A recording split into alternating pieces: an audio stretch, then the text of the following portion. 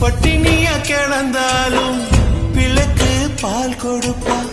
பால் குடிக்கும் பிள்ளை முகா பார்த்தே பசி மறப்பா.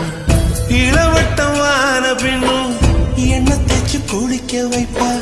உச்சி முதல் பாதம் வர உச்சி கொட்டி மகிழ்ந்திடுவா.